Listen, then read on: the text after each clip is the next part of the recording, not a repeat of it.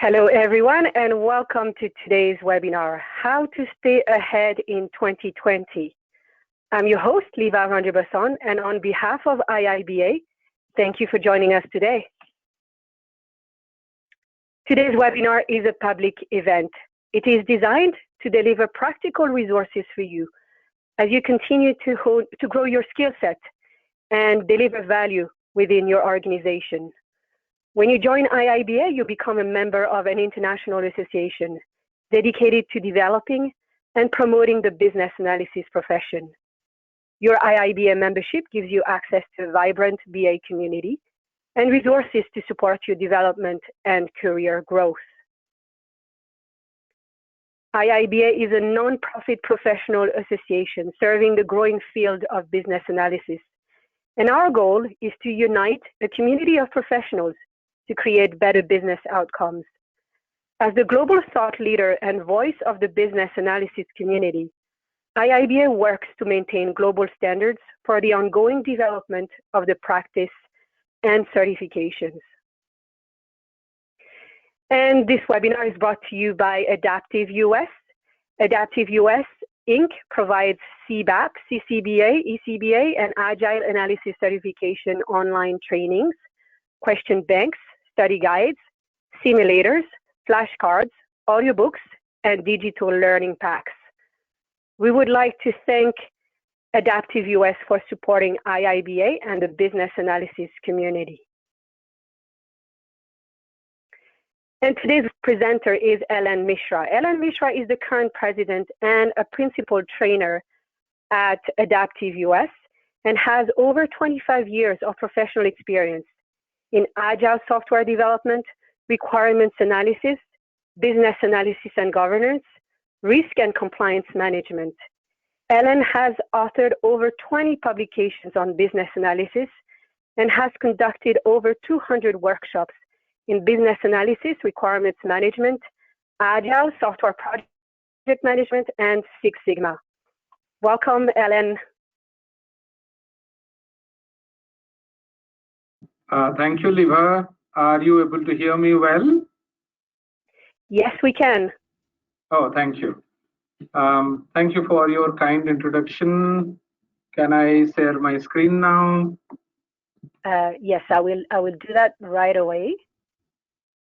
Okay. And you should be able to view the screen now. Okay.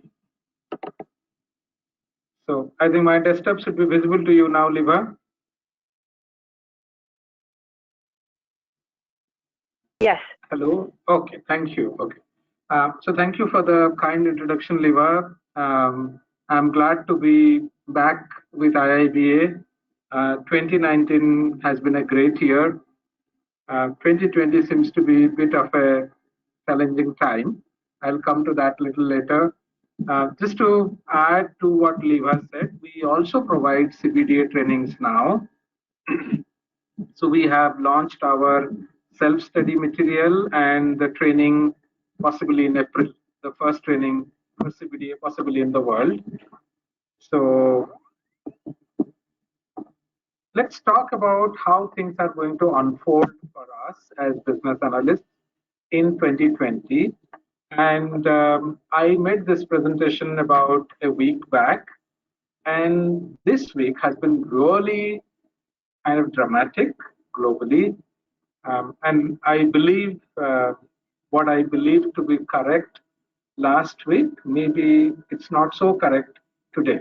So let's see what all we can do. Firstly, let me thank IIBA. I think IIBA has been doing a fantastic job of uniting the business analysts around the world. We have a platform, we have an institution to which we all can contribute and make our profession be known globally. This wasn't the case when I started my career as a business analyst. There was no organization which was focusing on the skills that BAs need. We, of course, had PMI, and PMI did touch upon a few things about business analysis, but it always focused on project management because that's what the institute stands for. So I'm glad that IIB is there today, and it is growing very healthy. It's adding a lot of new products to its portfolio, and hopefully we would have a new product in this year as well, given the current context. I happen to be one of the very early recipients of almost all the certifications that IIBA has floated so far. And I was checking with Zeph, and he says there are 2 people in the entire world who have completed 5 certifications from IIBA: ECBA, CCBA, CBAP, CBDA, AAC, and I happen to be one of them. There is one more person, I don't know who is that person, but that should be an interesting connect as well for me. So just a quick 1-minute update about Adaptive US. We have been providing all the certification trainings, ECBA, CCBA, CBAP, CBDA, AAC. Today we stand at about 670 IIBA certified professionals. That's the number people have told us. There may be more who haven't told us. So we also provide our trainings with success guarantee, which is kind of a very unique feature. We are quite confident on our training methodology and capability. We publish extensively on BA certification space, and we of course have conducted a lot of workshops, both on-premise and online as well. Now, here is a quick poll time. I just want to ask you a very simple question. Is your organization prepared to handle coronavirus impact?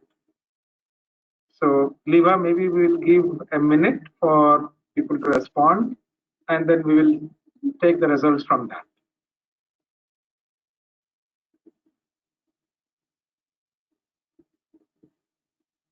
Liva, can you launch the poll? How does it happen? I did a poll some time back. I've forgotten. So participants are actually answering in the chat in the question box. So okay. A lot of yes and no. It's a mixed yes and no from what I can see. No problem. So we'll see a overall number.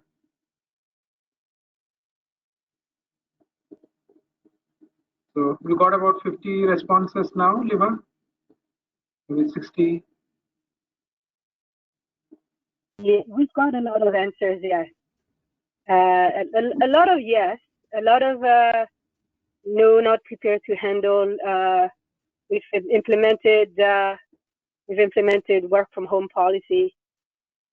A lot of yes from what I can see. Very good. I'm glad. But I still see a lot of discussion on LinkedIn and many other forums where organizations are just kind of waking up. I don't think they had really imagined that such a situation can happen, and the impact can be really, really high. I don't know how many of you have been through the 9/11 incident. I happen to be there in a client location when 9/11 happened, and the kind of downturn that we saw in the economy, the kind of job losses we saw in the economy. And people are saying that coronavirus could be, in fact, worse. So it's kind of a situation when we have to think as a community, what's our role to play?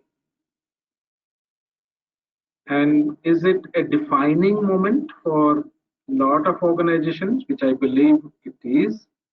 It will probably ask organizations, governments across the world to coordinate, to cooperate, collaborate, to do things so that we manage such events much better.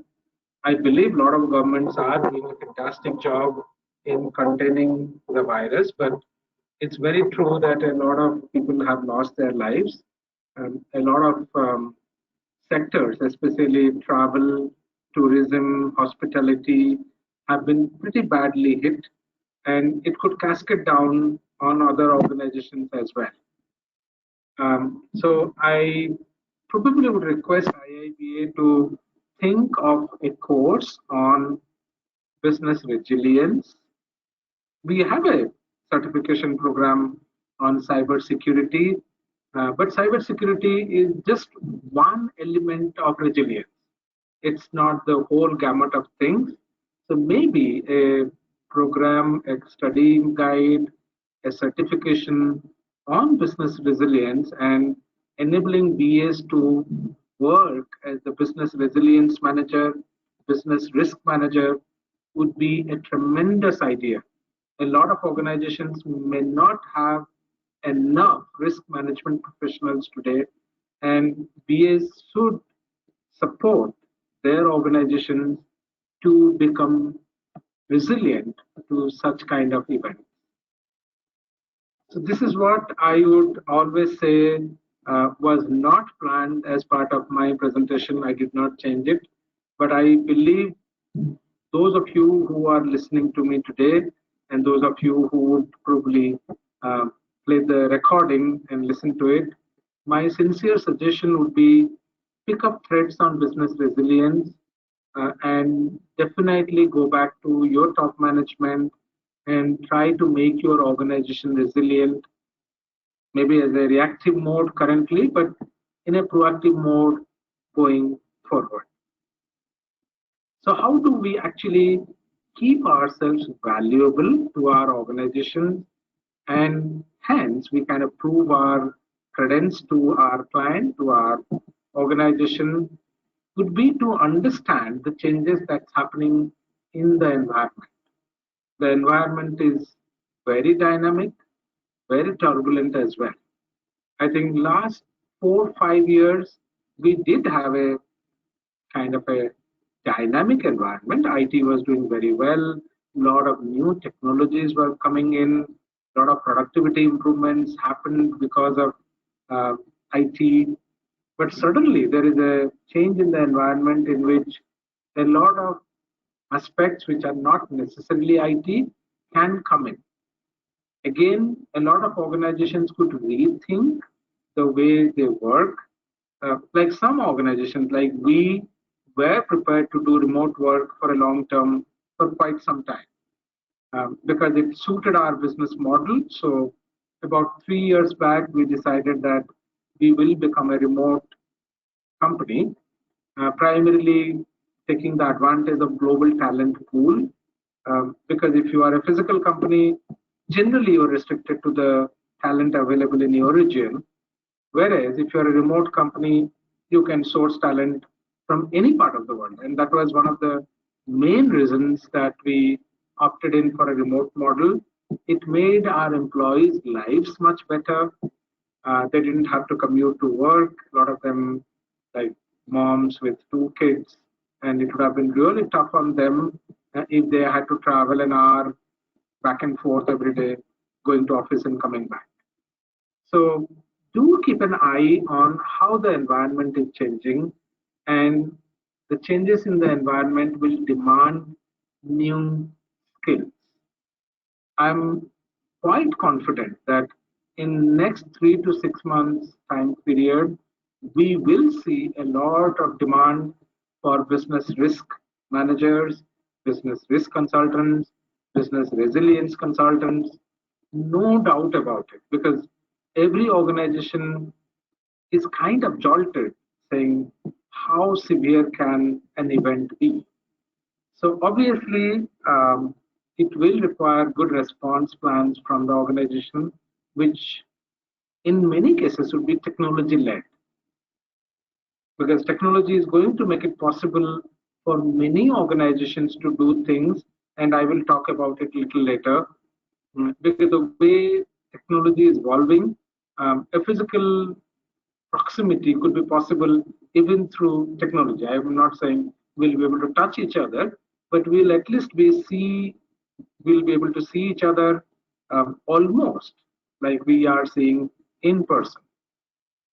The second step, of course, would always be looking at the environmental changes. We need to assess our skills, saying, how prepared am I to meet the demands of the future? Am I good? Am I lacking? And trust me, a lot of us become very complacent in what we already know. We know something, we like it, but the world changes and the change will pass by us. Whether you participate or you don't participate, the change will not wait for us. It will happen. And hence, we need to adapt ourselves to the new demands, to the new skills, if we wish to become relevant and be contributing to our organizations, to the country, to the economy, and to the world as a whole. And obviously, just having a plan is not very useful unless you execute your plan. So this is what I typically do for myself because I started like a traditional BA. Many of you might have not done that kind of a BA role. I started with very large waterfall kind of projects where the modalities were very different. But over the time, I realized that the clients are moving more to the agile way of working. So I learned the agile concepts, agile processes, and today I'm very comfortable to work in an agile environment. In fact, in our organization, we are a fairly agile organization. I can show you things that we produce in almost a week's time. Many organizations may take a quarter to do it. So we almost run at the speed of 10 times compared to our competitors. That's a plus point for the organization. So, what are the very top 5 key trends that I observed as part of my interaction with my clients, with my students, and our organization itself? So, one of the first things that comes to our mind is the role digital technologies are playing in every organization, and that trend continues to be very, very strong. Second, the exponential rise of data. And I think all of us know today what we know about data is probably 1% or less than 1% of what actually exists. And the amount of data consumers, technologies, sensors will create will be mind boggling. And obviously, the data will not be pure because it's coming from all kinds of sources. And the kind of attempt that we made in the past to have very clean data, to have structured data, to have a very structured database, those kind of concepts probably will play lesser and lesser role. So we probably had a simple gun with our current technologies, and we're probably going to have a tank with the digital or data technology. So it's going to be very, very powerful, and companies which kind of leverage that, they're going to do very well. And especially business analysts who learn about data are going to become much sought after than those who don't learn about data. Then the world is becoming more and more mobile today. 5G is going to get rolled out in some countries, and 5G gives tremendous speed on your mobile device. So the way we learned, the way we worked, it's again going to see a very transformational change in terms of our mobility being so much better compared to what it was 10 or 15 years back. The fourth trend that I observe is the hyper-connected world. Many of us, I would trust most of us, are already on multiple social media platforms. We interact with our colleagues, partners, everybody using Twitter, using LinkedIn, using Facebook. So it's a very different world than when the organization could kind of be in a cocoon and behave as if nobody is touching the organization. Today, both the organization and individuals are exposed tremendously to the global world. And a small mistake on an employee part or somewhere can snowball into a major controversy for the organization. And you would have seen like airlines and others being penalized very severely because they did not take care of a very specific customer need. The fifth one actually is the world is having a lot more threats today. And I had put the word cyber threats in the beginning, but then I kind of removed the word cyber threats because threats are not only technology threats. Like the virus outbreak is not a technology threat, but still a huge threat to organizations. So let's take a quick look at each one of them and how we prepare ourselves for the new world. As I said, digital transformation is the thing to look for. I don't think anybody is saying that we'll go back to the analog world or mechanical world. Nobody is going back there. And with the new technologies like social, mobile, analytics, all this will enable organizations to do things at a much greater scale, at a much more effective way um, than you can think of.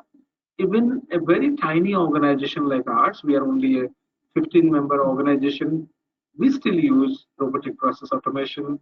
We use artificial intelligence to create new content. So when we can do, I believe most of your organization would also be able to do that. And let's also remember that digital is just not about only technology.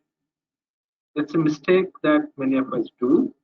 It's all about our stakeholders, realizing the benefits of going digital. And if we are not able to convince our stakeholders the benefits of digital, and of course, there will be some demerits in any process. You do robotic process automation, probably you release manpower or some human capacity. And people who are going to get negatively affected are not necessarily going to be very happy about it. But if we BAs are cognizant of that fact and we make sure that we have taken care of the negative impact so that these people are retrained, redeployed to do better job. So in the process, you are basically relegating the lower valued work to the machines and you are enabling the human beings to do better valued work. And this may require us to step in and enable these stakeholders to become better at new technology. So always play your trainer, mentor, coach hat to support your stakeholders. So this is something I got it from Microsoft website and I really liked. And remember, with digital transformation, we can empower our employees. Today, we as an organization have been operating remotely from 7 different global locations without a very little hitch. We have tuned ourselves to kind of meet on time, use collaboration tools, make employees work on systems which require very little power backup. The systems themselves come with power backup. We have provided remote connectivity, which they can access from any part of the world. So sometimes people go to their hometown and they are there for 6 months and not dropped off from the work because the company empowered them to work. Second, digital allows us to engage with our customers very, very well. So every organization will become a social organization. In fact, let me just show you a very quick update on our product and how we are trying to make the product more social over time. And we are, of course, it's a very draft thing that I'm showing you. We would come up with much better versions as we go. Just give me a second. Let me just go to.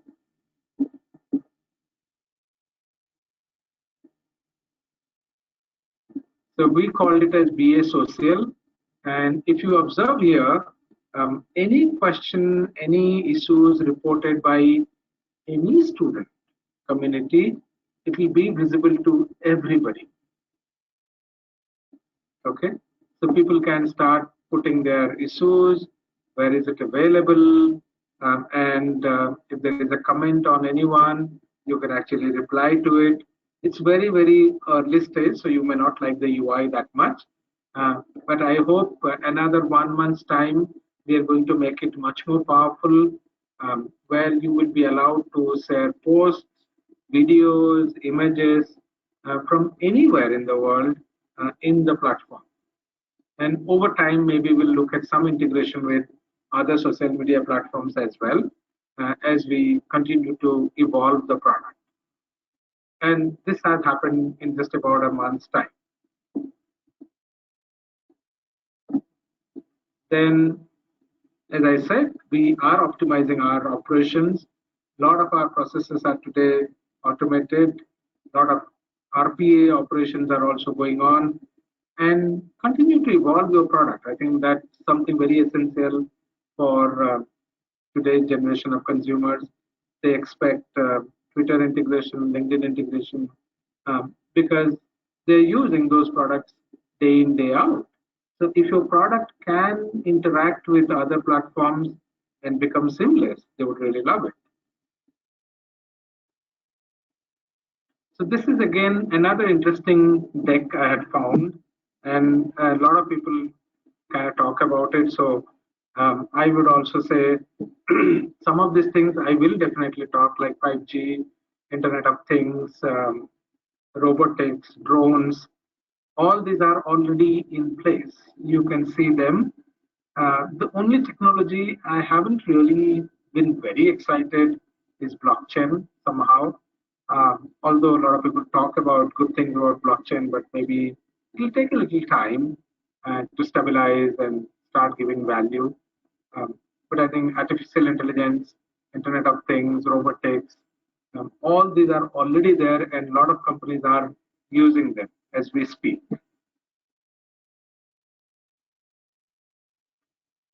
Also remember, as I said, I started my career as a waterfall BA. So life was very different in those days. You had long requirements, life cycles. You had the luxury of time. But we also ran the risk of not meeting customer requirements at the end. And I had a very kind of funny experience. I would not say funny, it was actually very sad experience for me and for our client as well, where once we put the product into production, it actually failed. And because of our failure in production, the project got postponed by about 6 months. The client would have spent another $6 million because we were a team of 200 plus consultants working on a very large rollout. And all that we forgot was the scalability requirement. I believe if agility was there in those days, we would actually have been much more successful because we would have caught the problem. It's not that the problem would have vanished during that time, but we would have caught the problem in a couple of months or 3 months period. And the investment that we would have to do, the loss that we would have incurred, probably would have been $1 million instead of $6 million. And that would delay of about another 6 months, and it would have been a delay of a month or two. So again, there was a survey by IIBA, and it states that about 70% of projects do follow agile-based methods. So I trust most of you would be familiar with agility to some extent. Those of you who have never visited this website, I would always say go and spend a little time on this website called agilemanifesto.org. This is the parent website for whatever we call Agile, the capital A, small a. I don't worry so much about it because people have really branded it and there's probably a trademark on it. So don't worry. So fundamentally, Agile is these 4 philosophies or values or principles, And then there are 12 principles that these 12 or 13 gentlemen, they spoke about. Okay, so I think how many people signed the original manifesto? 1, 2, 3, 4, 5, 6, maybe 6, 12 plus 5, 17. So these were the founding fathers of what we call Agile, and some of them are part of Agile Alliance as well. And I'm glad that IIBA came up with the certification on Agile BA. So those of you who are interested to learn a lot more about Agile, I would say study the Agile guide and try to be yourself certified as an AAC. Then the next thing would be 5G. And I was looking at internet and I was believing that 5G will give us about a Gbps of speed, 1 Gbps. That itself is pretty good speed.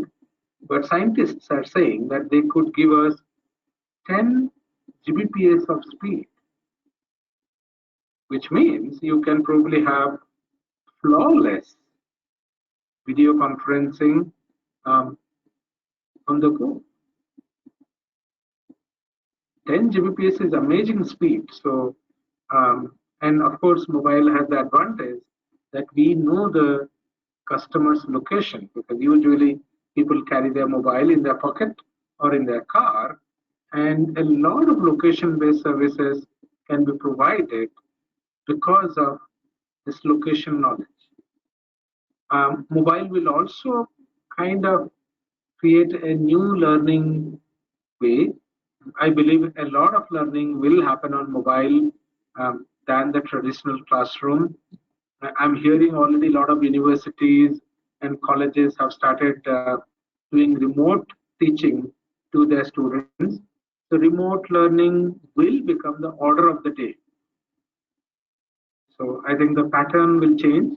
Like when we had 80% classroom training, 20% remote learning, it will probably become 80% remote learning and 20% classroom training.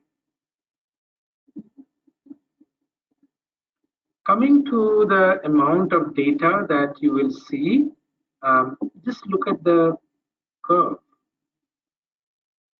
It's like such a sharp rise in just 15 years. And among that, you see a good number of data will come from productivity data, which is what we business analysts typically focus on. Entertainment and other images and video are something probably more from the social media perspective. But productivity data is something that VBAs will definitely get a lot more involved. And you also see the sharp rise in the embedded data. So this again kind of calls for re-looking at our skill set, how much of us we know how embedded systems work, how they can be integrated into companies' productivity systems. I happen to be an electronics engineer, so I did some work in embedded systems in the beginning days of my career. But I'm seeing that the interest on embedded systems will again become very high, mainly because of IoT. But also remember that IoT brings in a fairly large security risk to the enterprise. So we as BAs again have to keep an eye on the risk part, especially coming from the embedded system. Because embedded systems can actuate real devices, so the damage that they can cause would be far higher than a productivity system. A productivity system may give you a wrong number, but it probably won't kill a person. But an embedded system can happily or easily kill a person if it is hacked or malfunctioning due to some human error or malicious intent. So again, IIBA has done a great job. We have a new certification coming this year, which is on data analysis and data analytics. That's again a fantastic certification for people who would like to get the basics done. It still would probably require a second level to kind of move up to the core analytics area, but it's a great start, especially people who are in the reporting function. They would see tremendous value with the CBDA certification. So those of you who are part of MIS reporting, or you want to support your stakeholders better with data analysis, CBDA is a great certification to look for. And we do have a self-study product, as I informed you before, for CBDA, and we have announced a session for CBDA in April. Again, I think AI is the new digital transformation tool, and a lot of capabilities are coming to machines, which was not possible before. I do a lot of my typing using speech to text conversion. I can show you many of them to you because I'm not a great typist, so I leverage AI to do that. I'll just show you on my homepage itself. Maybe I might have moved them down, but usually they're there. Text. Let me see if I can find some for you. I actually use a simple screen capture software, and whatever I speak, say for example,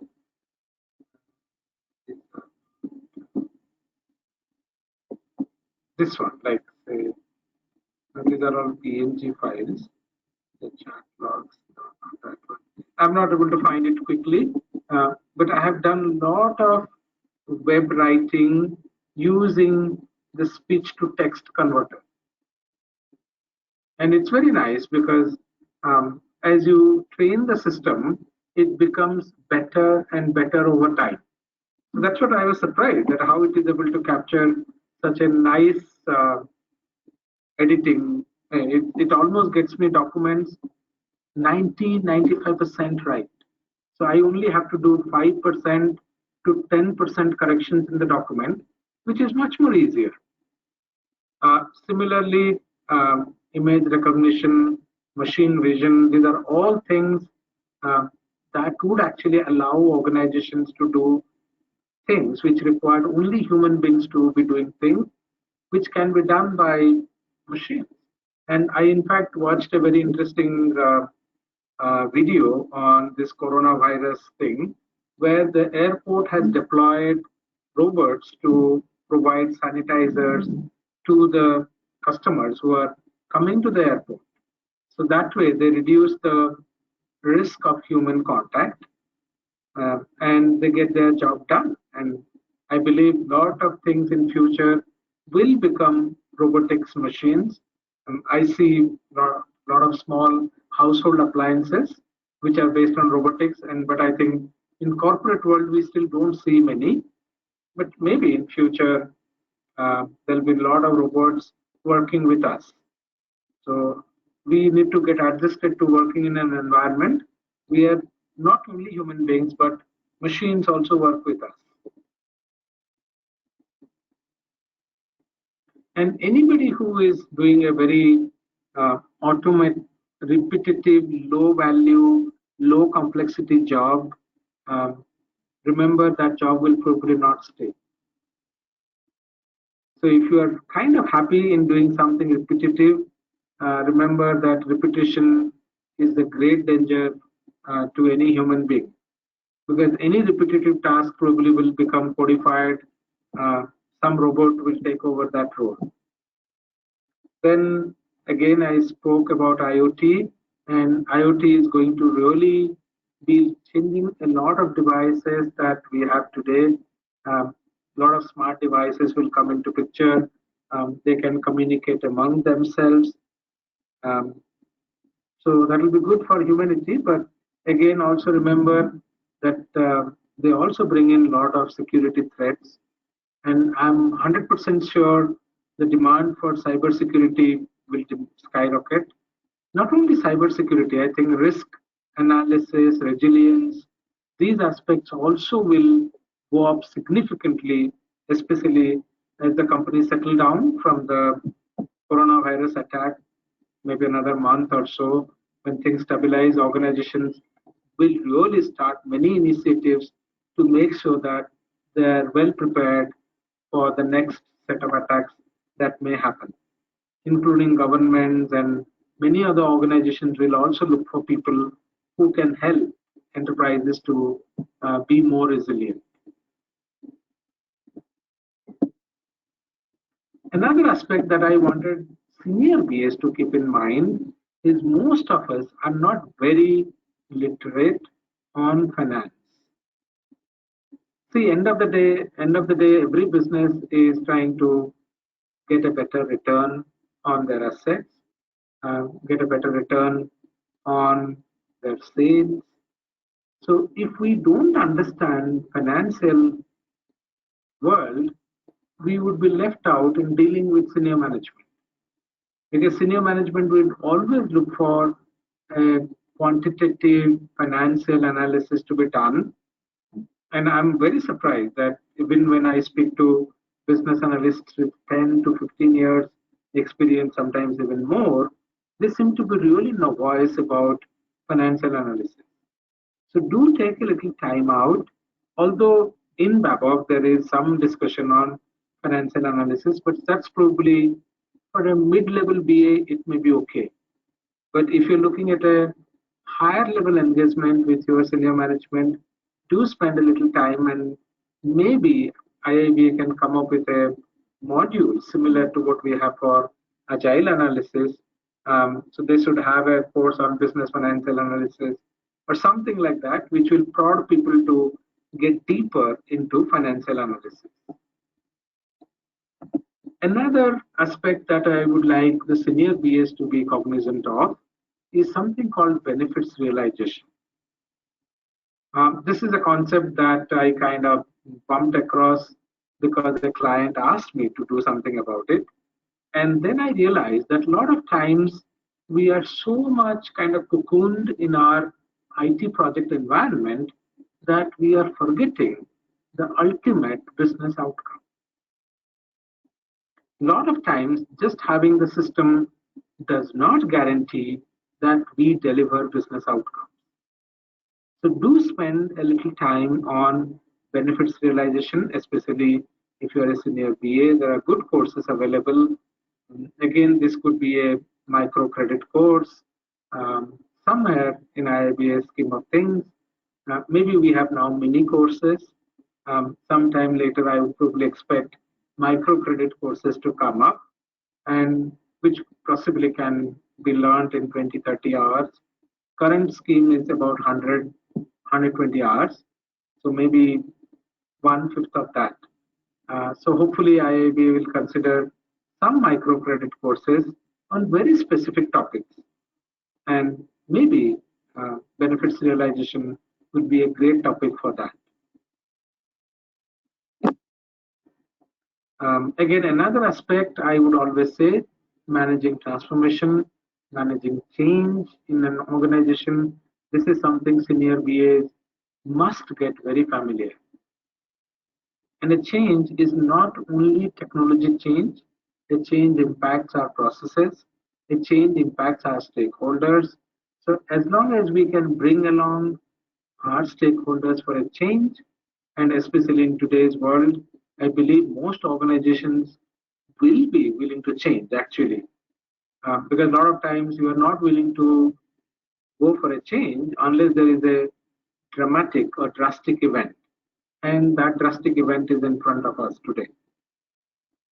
So at this point in time, if you kind of prod your stakeholders saying, hey guys, the old way of working may not be the best way of working.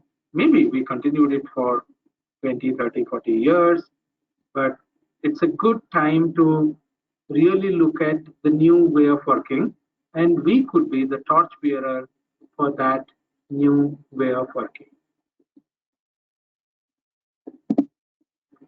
So I would always recommend all of you to get yourself accreditation. Anytime you go and speak to a stakeholder or a customer, when they find that you have been formally trained and certified on a particular aspect, their trust on you will definitely go up. Trust me, even if you are a BA with 25 years experience, there is still a lot to learn. And certifications are a great way to learn something new. That's why, as per my own personal improvement policy, I plan to do one certification at least in a year. So in 2018, I did AAC. In 2019, I did CBDA. In 2020, I plan to do CAA as the certification scheme comes. So one way it's good that IIBA is providing newer certifications every year. So do stay updated. Then there is a offer for you. Those of you who register in this month, you would get an additional $50 off on our training products. You have to mention the code as 18MAR IIBA. So this is the date that we hold the IIBA webinar. So as long as you mention this code, we will be happy to refund you $50 from your training cost. Thank you for your patient listening, and I can take your questions now. Thank you so much, Ellen. Thank you so much for sharing your perspective. I think, we've learned a few things from your presentation. So we're moving on to questions. The first question we had here is about, so you talked about coronavirus situation and more staff working from home. For those that are working from home and may not be used to that environment, what are your thoughts on how the BA role can assist with analyzing productivity and workload during this time? True. Personally speaking, I have been working from home for last 3 years. Our entire team works from home for last 3 years. Our productivity is definitely up, no questions about it. Because when we look at our social media engagement, our speed of product delivery, everything has gone up. Our employees' sick days have come down because they are kind of less affected by external environment. They are much better at peace because they can control their lives much better. Our attrition rates have really gone down. So I am not sure why more organizations don't take that approach. Of course, you do feel a little bit of an isolation. So do make sure that you maintain a good professional circle. Even if they are not from your organization, do reach out, speak to them.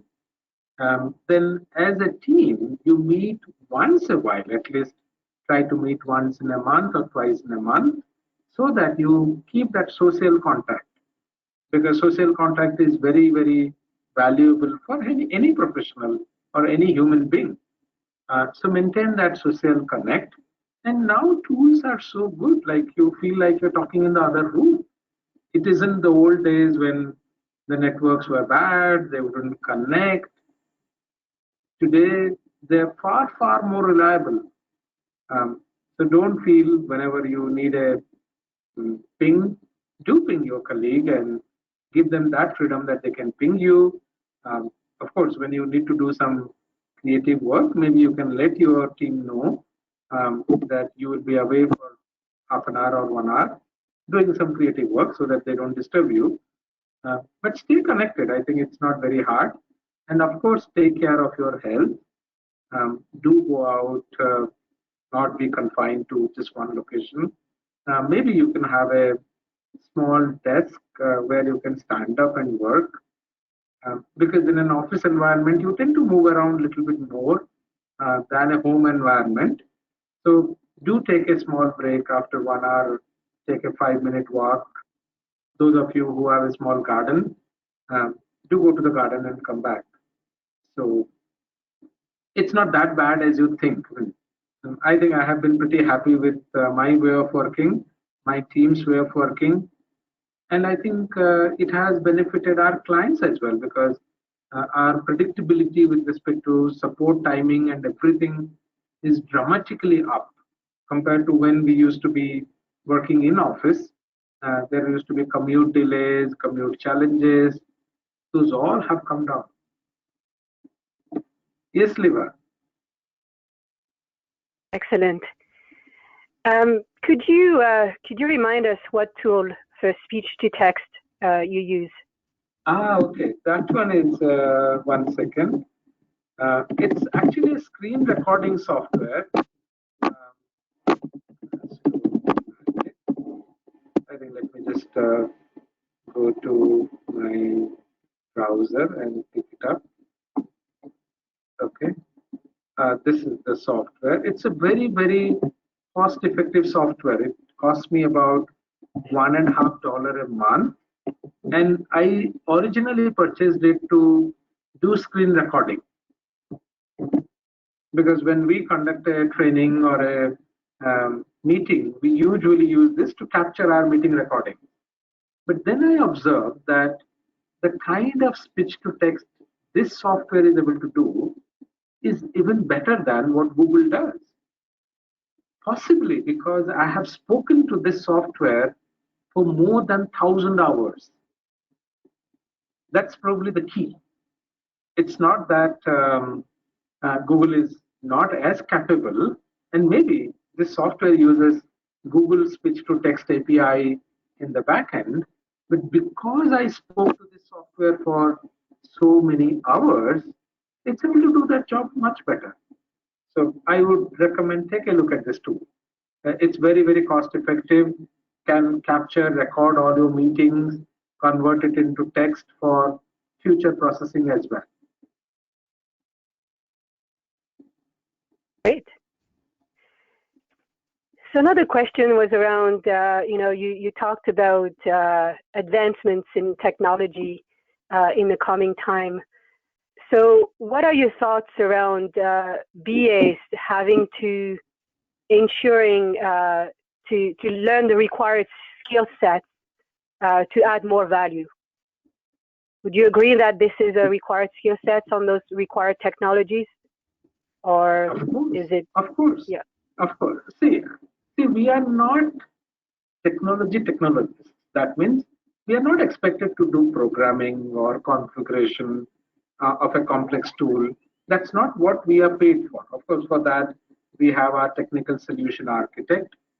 But it's of course expected that we understand the capabilities of the new technologies. If we don't understand the capabilities and we can't convince our stakeholders that such use cases can be fulfilled by such technologies, then we have failed in our BA role. And trust me, certain kind of tasks we used to do, maybe softwares will be able to do that. Like a great fine detailing of an user interface. I am quite sure in next 3 to 5 years, those kind of work softwares will be able to do as long as they can predict. Like I myself developed a small software which could generate thousands of test cases based on requirements document. And I know 10 years back, we had people or test professionals doing it. We no longer require test professionals to write test cases when it is a predictable test case. Similarly, when analysis becomes predictable, it will become automated. So we have to look at more on the creative side. We have to look at more capabilities on the environmental scanning side. We have to look at capabilities in terms of engaging with our stakeholders, making them change ready. Those skills will probably become a lot more than doing extremely fine-grained technical kind of work. Because those work may go the RPA route. Maybe it's not done yet, but in 5 years it may happen.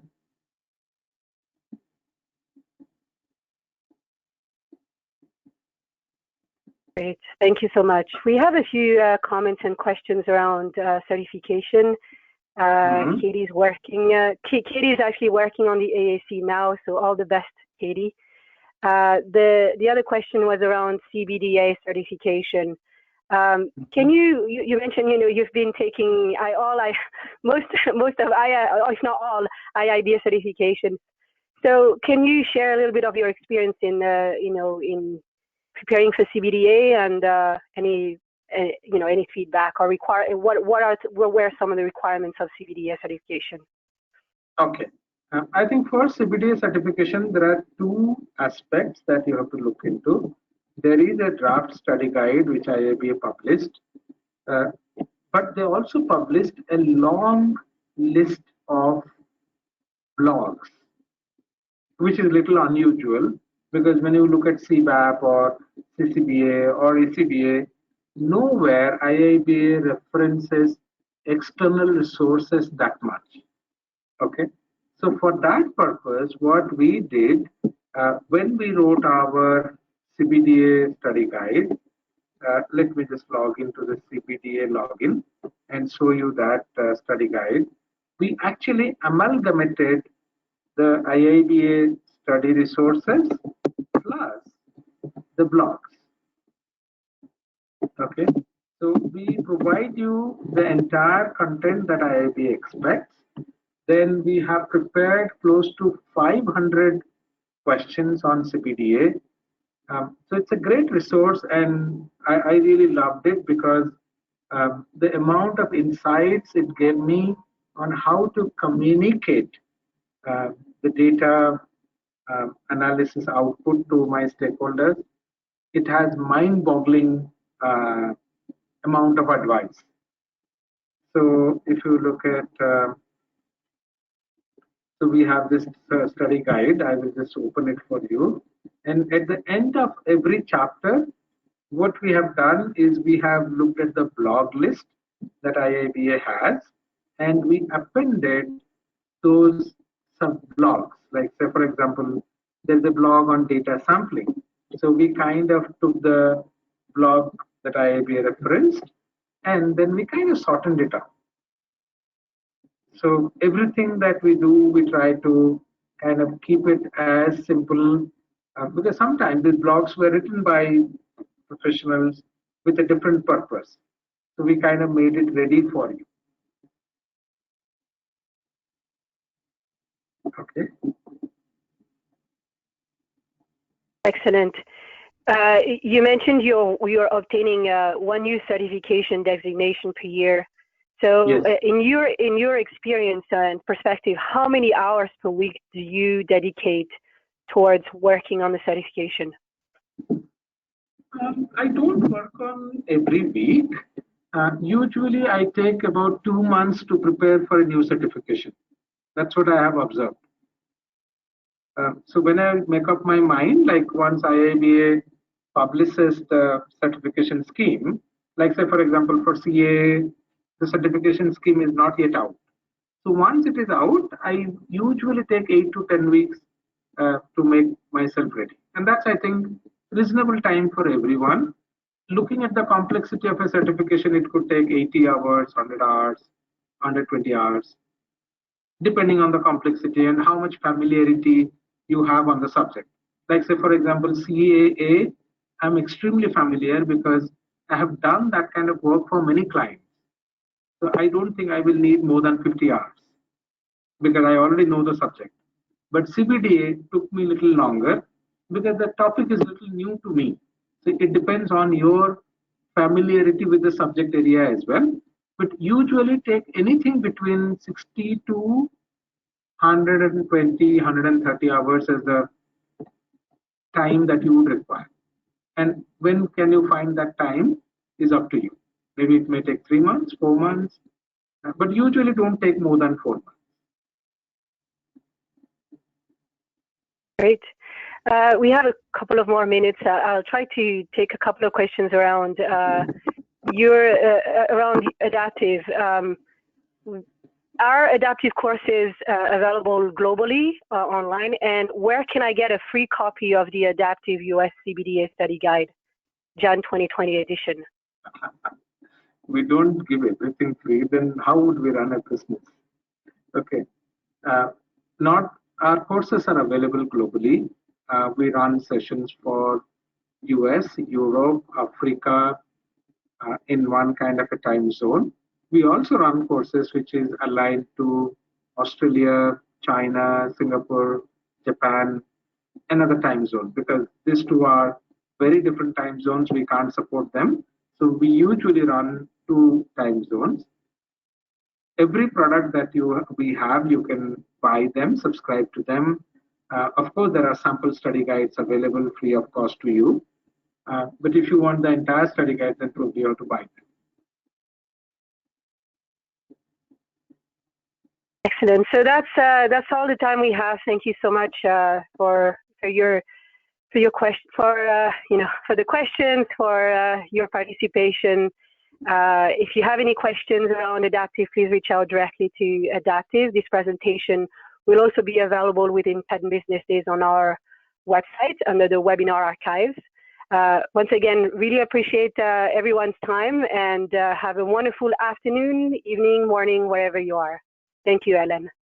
Thank you, Liva. Thank you, Terry. Thank you, everyone.